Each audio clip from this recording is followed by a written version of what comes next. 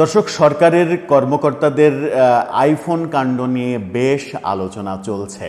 IPhone কাণ্ড বেশ ভাইরালও হয়েছে। সরকারি একটা প্রজ্ঞাপন জারি করা হয়েছে যে সরকারের 6 কর্মকর্তাকে আইফোন 16 প্রো ম্যাক্স দেয়া হবে, যেটা বলা হচ্ছে নিয়মকানুন আইনের খাতা ঘেঁটে বলা হচ্ছে যে এটা সম্পূর্ণ অবৈধ সিদ্ধান্ত। এরকম সিদ্ধান্ত কোনো কালে কোনো সরকারের নেয়ার কোনো অধিকার নেই। এই ব্যাপারে যদি কেউ মামলা করে ফেলে তাহলে সরকার বড় ধরনের বিপদে পড়ে যাবে।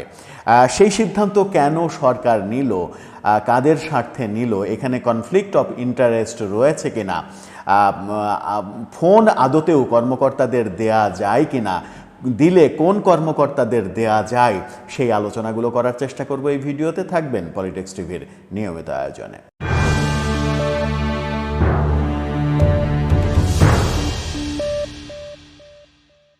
দর্শক, পলিটিক্স টিভির নিয়মিত ভিডিওগুলো এখন থেকে স্পন্সর করছে প্রজাপতি.টিভি, নতুন ওটিটি প্ল্যাটফর্ম।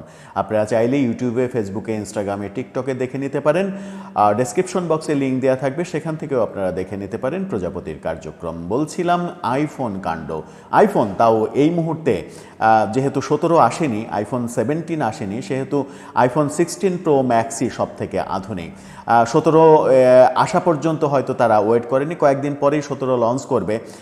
আমার মনে হয় যে অফিস অর্ডারটা সেরকম হলে আরও ভালো হতো, যে আইফোন 17 প্রো ম্যাক্স সেটা দিলে সেই কর্মকর্তারা আরও গর্বিত হতেন। সরকারের উপ প্রেস সচিব, সবগুলোই উপপ্রেস সচিব, সিনিয়র সহকারী প্রেস সচিব, সহকারী প্রেস সচিব, এই ক্যাটাগরির 6 জন কর্মকর্তাকে 6টি আইফোন 16 প্রো ম্যাক্স দেওয়ার সিদ্ধান্ত হয়েছে।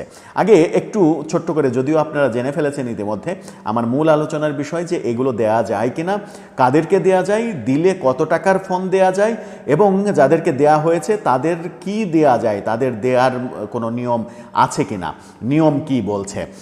তার আগে শুধুমাত্র নাম 6টা জেনে নিই। সেটা হচ্ছে, 1 নম্বরে আবুল কালাম আজাদ মজুমদার, তিনি প্রধান উপদেষ্টার উপপ্রেস সচিব। জনাব অপূর্ব জাহাঙ্গীর, প্রধান উপদেষ্টার উপপ্রেস সচিব। অপূর্ব জাহাঙ্গীরের কথা বলেনি। অপূর্ব জাহাঙ্গীর হচ্ছেন প্রধান উপদেষ্টা ডক্টর মোহাম্মদ ইউনূসের ভাই, যিনি টেলিভিশন ব্যক্তিত্ব ছিলেন, মোহাম্মদ জাহাঙ্গীর, যিনি মারা গেছেন। সেই মোহাম্মদ জাহাঙ্গীরের ছেলে অপূর্ব জাহাঙ্গীর। বলা হচ্ছে যে প্রেস ব্যাপারে তার কোনো অভিজ্ঞতা না থাকা সত্ত্বেও তাকে উপপ্রেস সচিব করা হয়েছে, এবং ভাতিজাকে তিনি আইফোন 16 প্রো ম্যাক্স দিয়েছেন। অনেকে মজা করে বলছেন যে ডক্টর ইউনূসের টাকার কি এতই অভাব হয়েছে যে নিজের পকেট থেকে ভাতিজাকে একটা ফোন কিনে দিতে পারেন না? তিনি সরকারের টাকা দিয়ে কেন ভাতিজাকে ফোন দিতে হবে? এরপরের নাম যেটা রয়েছে, জনাব ফয়েজ আহমেদ, সিনিয়র সহকারী প্রেস সচিব। জনাব আফরোজা ইমদাদ, তিনি সহকারী প্রেস সচিব। জনাব সুচিস্মিতা তিথি, সহকারী প্রেস সচিব। জনাব নাইম আলী, তিনিও সহকারী প্রেস সচিব। এই 6 জনকে আইফোন 16 প্রো ম্যাক্স দেয়া হয়েছে। মজার ব্যাপার হচ্ছে, বাজারে এখন আইফোন 16 প্রো ম্যাক্সের দাম কত? 1,47,000 টাকা। 1,47,000 থেকে 1,60,000-এর মধ্যে ওঠানামা করে। এই হচ্ছে দাম। 1,47,000 টাকা যদি আমি একটা গ্রহণযোগ্য প্রাইস ধরি। কিন্তু সরকার যেটা করেছে সেটা হচ্ছে, একটা ফোনের দাম ধরেছে 25,07,400 টাকা। 25 লক্ষ বলছি না, 2,57,400 টাকা। 25 লক্ষ ভুল বলেছি, 2,57,400 টাকা। যেখানে আইফোনের দাম 1,47,000 টাকা, সেখানে এই 6টি আইফোন কিনতে সরকার ব্যয় করেছে প্রতিটির পেছনে 2,57,400 টাকা। তাতে করে 15,44,000 টাকারও বেশি খরচ করা হয়েছে। এখন আসা যাক যে এই খরচটা কি সরকার করতে পারে কিনা। এমনিতেই প্রায় দ্বিগুণ দামে ফোন কিনেছে, সেটা তো একটা দুর্নীতি। কিন্তু এই কর্মকর্তাদের ফোন দেয়া যায় কিনা, আইন কি বলছে? আইন বলছে, একটু আইনের পাতাগুলো আপনারা ঘেটে নেন। আইন বলছে যে মন্ত্রী পরিষদ সচিব, মন্ত্রী, প্রতিমন্ত্রী, উপমন্ত্রী, সমমর্যাদাপূর্ণ ব্যক্তিবর্গ, মন্ত্রী পরিষদ সচিব, প্রধানমন্ত্রীর কার্যালয়ের মুখ্য সচিব, মুখ্য সমন্বয়ক এই পর্যায়ের অর্থাৎ সিনিয়র সচিব, মুখ্য সচিব এই পর্যায়ের কর্মকর্তাদের, প্রধানমন্ত্রী থেকে শুরু করে এই পর্যায়ের কর্মকর্তাদের ফোন দেওয়ার সরকারি বিধান রয়েছে, যেটা আইনের প্রথম পাতাতেই বলা হচ্ছে ৬ষ্ঠ পরিচ্ছেদে। আপনারা দেখে নেন যে ৬ষ্ঠ পরিচ্ছেদে এটা বলা হচ্ছে যে এদেরকে দেয়া যাবে। কিন্তু দেয়া যাবে কি? দেয়া যাবে সর্বোচ্চ ৭৫,০০০ টাকা, সর্বোচ্চ ৭৫,০০০ টাকার ফোন দেয়া যাবে প্রধানমন্ত্রীকে।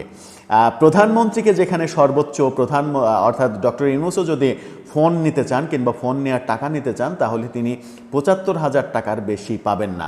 সেখানে এই সহকারী প্রেস সচিব, উপ প্রেস সচিব এদেরকে দেয়া হচ্ছে ২,৫৭,৪০০ টাকা দামের ফোন। যদিও দাম এত না, দুর্নীতি পাশে যোগ হয়ে দামটা এত হয়েছে। ১,৪৭,০০০ টাকাও যদি ধরি, সেটাও দেওয়ার কোনো উপায় নেই। আদতে এই ধরনের কর্মকর্তাদের কোনো ধরনের ফোন দেওয়ার নিয়মই নেই। নিয়ম যেটা রয়েছে সেটা হচ্ছে যে সাধারণ নিয়মাবলীর ৩১ নম্বর পরিচ্ছদে কি বলা হচ্ছে, ৩১ নম্বর পরিচ্ছদের ক্ষয়ে বলা হচ্ছে